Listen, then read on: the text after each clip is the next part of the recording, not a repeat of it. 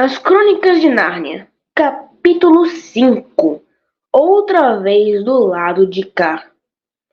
Como estivessem ainda brincando de esconder, levou tempo para que Edmundo e Lúcia encontrassem Pedro e Susana. Depois de reunidos todos na sala das armaduras, Lúcia falou: Pedro, Susana, é tudo verdade. Edmundo também viu. Há um país fantástico que a gente alcança pelo guarda-roupa. Edmundo e eu estivemos lá. Demos um com o outro no meio do bosque. Conte, Edmundo, conte tudo para eles. Que história é essa, Edmundo? Perguntou Pedro. E agora chegamos a um dos pontos mais terríveis dessa história. Até aquele instante, Edmundo tinha se sentido mal, disposto, mal-humorado, aborrecido com Lúcia, porque ela estava certa, mas não tinha resolvido o que fazer. Porém, diante da pergunta de Pedro, decidiu fazer a coisa mais mesquinha, mais ordinária de que se poderia ter lembrado. Decidiu humilhar Lúcia. Conta, Edmundo, disse Susana. Edmundo tomou um ar de grande superioridade, como se fosse muito mais velho do que Lúcia. Só que a diferença era só de 1 ano. E disse com um risinho de deboche: Ah, é mesmo, eu e Lúcia estivemos brincando, imaginando que era verdade tudo aquilo de um país maravilhoso dentro do guarda-roupa. Mas só de brincadeira, é claro, não existe nada lá. A coitada da Lúcia olhou para Edmundo e veio correndo para fora da sala. Ele, que a cada momento se tornava mais maldoso, achou que tinha conseguido uma grande vitória. Lá vai ela outra vez. Que há com essa garota? Este é o problema com as crianças pequenas. Estão sempre a cale o bico, disse Pedro furioso. Você está sendo muito malvado com a Lu. Desde que ela apareceu com a loucura do guarda-roupa, você está abusando, querendo humilhá-la por causa disso. E por pura maldade. Mas tudo isso é um absurdo, exclamou Edmundo, um pouco ressentido. Pois é isso que está me preocupando. Lu estava muito bem quando saiu de casa. Desde que chegou aqui parece que não anda muito boa da cabeça. Ou então está vendo uma grande mentirosa, sei lá o que for. Não adianta você ficar sempre zombando dela, chateando-a, num dia para dizer no outro que ela tinha razão. Eu acho, disse Edmundo, mas não lhe saiu mais nada da boca. Não acha nada, disse Pedro, é maldade sua. Você sempre gostou de portar-se como um cavalo com os mais novos. No colégio você já era impossível. Vamos parar com isso, disse Susana. Não resolve nada ficar discutindo. Vamos procurar a Lúcia. Estava na cara que Lúcia andara chorando. Nada conseguia consolá-la. Estava absolutamente convencida da verdade da história. Não me interessa o que vocês pensam, nem o que vocês dizem. Podem contar tudo ao professor ou escrever para a mamãe. Façam o que quiserem. Tenho a certeza de que encontrei um fauno e devia ter ficado lá para sempre, porque vocês são uns bestas.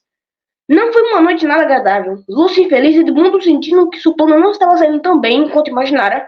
Os dois mais velhos começavam a convencer-se de que Lúcia não estava em seu perfeito juízo. Depois que a irmã foi dormir, ficaram os dois durante muito tempo no corredor, falando em segredo sobre o caso. Na manhã seguinte, resolveram contar tudo ao professor. Depois escrevemos a papai, se o professor achar que Lúcia não está boa da cabeça. Não podemos fazer mais do que isso. Entrem, disse o professor ao ouvir as pancadas na porta. Ofereceu-lhes cadeiras e disse que estava às ordens. Escutou-os com toda a atenção do mundo. Dedos cruzados, sem interrompê-los até o fim da história. Ficou calado durante muito tempo. Tossiu para limpar a garganta e disse a coisa que eles menos podiam esperar. E quem disse que a história não é verdadeira? Oh, mas acontece, começou Susana, e parou por aí. Via-se pela cara do velho que ele estava falando mesmo sério.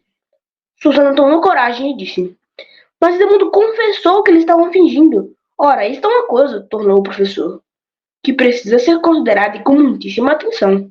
Por exemplo, se me desculpam a pergunta, qual deles, pela experiência de vocês, é mais digno de crédito, o irmão ou a irmã? Isto é quem fala sempre a verdade. Isto que é gozado, professor, respondeu Pedro. Até agora eu só posso dizer que é a Lúcia.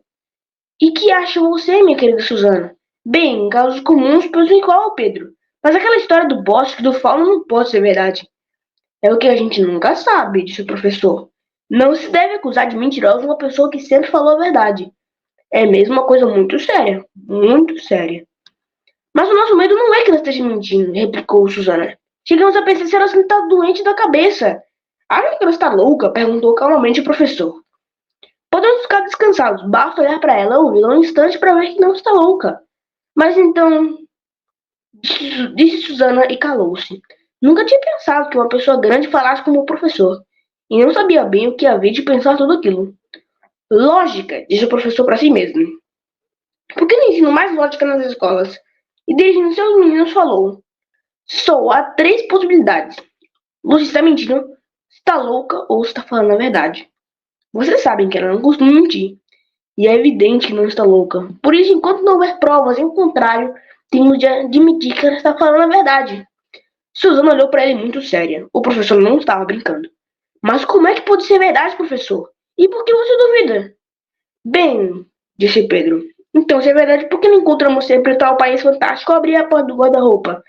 Não havia nada lá quando olhamos. Nem Luz teve coragem de fingir que havia. E isso prova o quê? Perguntou o professor. Ora, se as coisas são verdadeiras, estão sempre onde devem estar. Tem certeza, Pedro? Ele não foi capaz de responder. Mas ela não teve tempo, disse Susana. Mesmo que esse país existisse, você não teve tempo de ir lá. Veio correndo atrás de nós. Logo que saímos da sala. Demorou menos de 1 minuto e ela disse que passou horas lá. Pois é exatamente isso que me faz acreditar na história, disse o professor. Se de fato existe nessa casa uma porta aberta para um outro mundo, e devo dizer que essa casa é muito estranha, eu ia ficar mesmo mal e conheço.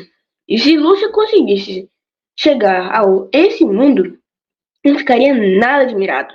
Se ela houvesse encontrado lá um tempo diferente, assim poderia muito bem acontecer que, embora ela ficasse muito tempo lá, a gente não percebesse isso no tempo do nosso mundo. Lúcia, na idade dela, não deve saber disso. Logo, se estivesse fingindo, deveria ficar escondido durante muito mais tempo, para depois contar a mentira. Mas o professor acha mesmo que pode existir um outro mundo em qualquer lugar tão pertinho? Será possível? É muito possível, disse o professor, tirando os óculos para limpá-los. Eu gostaria de saber o que essas crianças aprendem na escola, murmurou para si mesmo. Mas o que devemos fazer no momento? Perguntou Susana, que sentia a conversa sair dos eixos. É muito possível, disse o professor.